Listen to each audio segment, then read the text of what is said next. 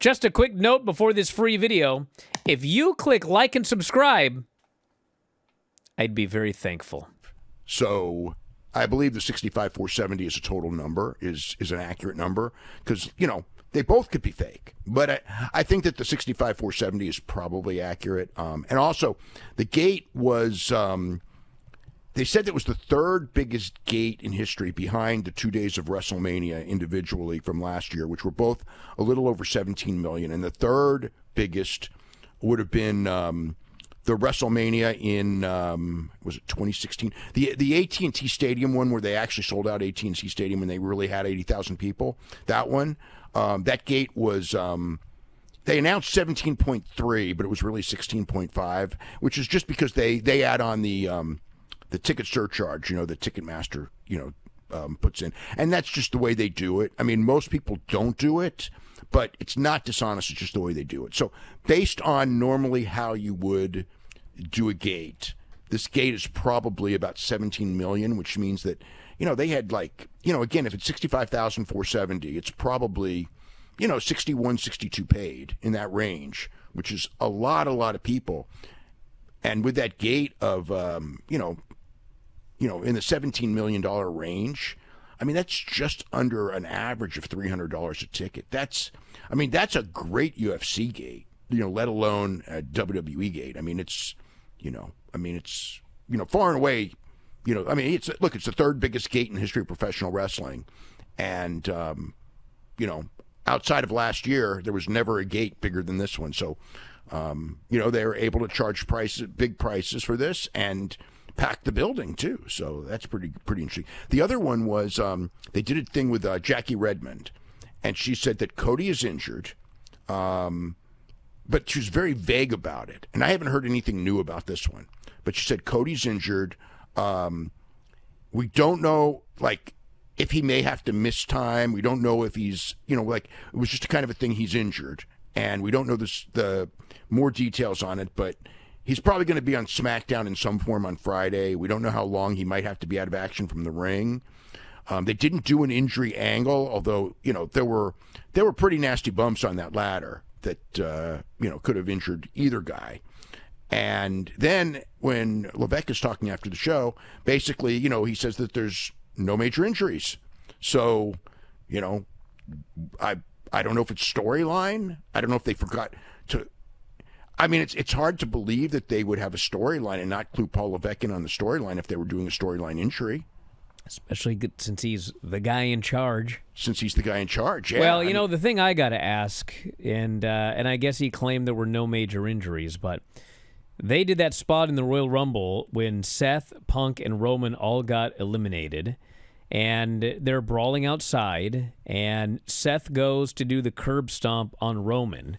And I don't know if he slipped on the mat or if he was used to doing a curb stomp with the other leg. But, dude, that guy went up in the air and he stomped with 2 feet on Roman's head and neck. I mean, it was a double foot stomp on the floor on his head and neck. And I watched it in slow motion over and over again. And I was like, oh, my God. And man, they went over to Roman quick after that. And they were checking on him. And when Seth went to do the second curb stomp onto the steps, I mean, he came nowhere near that guy. I mean, he protected him so much on that second one. So I don't know how that guy didn't get hurt on that. That looked like an easy concussion. I mean, he just double foot stomped that guy right in the head and neck. It was brutal. I didn't hear anything about it. I haven't heard anything about that one either. I haven't heard anything about any injuries other than the thing that Jackie Redmond said on Cody. Asked around, haven't heard any. I mean, I'll probably hear something tomorrow on not just this, but on many different things, I'm sure. But that being one of like them. Drew. Okay, I did hear about Drew. So the Drew story, which Mike Johnson broke. That's a legit story.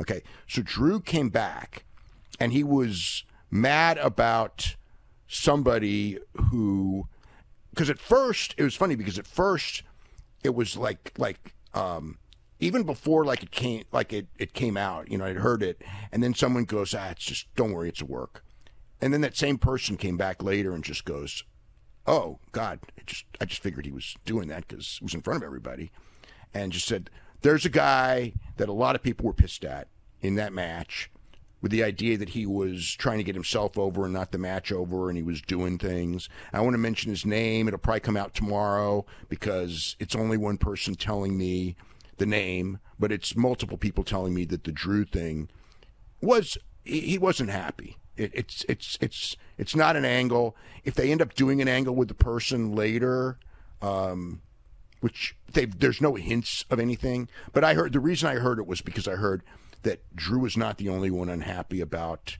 the situation. It was nothing that I noticed in the match. Like, it's not like I could go back to, I watched that match close. I didn't notice anybody trying to show off or anything like that, doing stuff that they weren't supposed to do or whatever.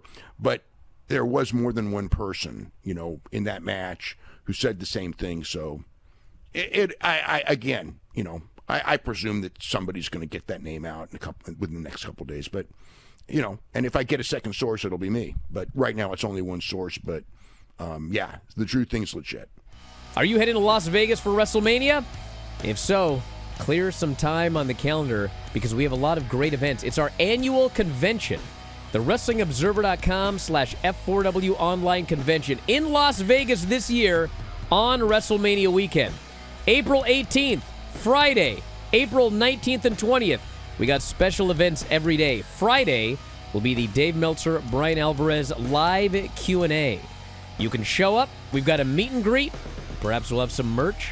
And you can ask us any question that you would like at the live Q&A. This will not appear as a podcast, a video podcast, audio podcast. You can only see and hear the Dave Meltzer, Bryan Alvarez Q&A if you attend live.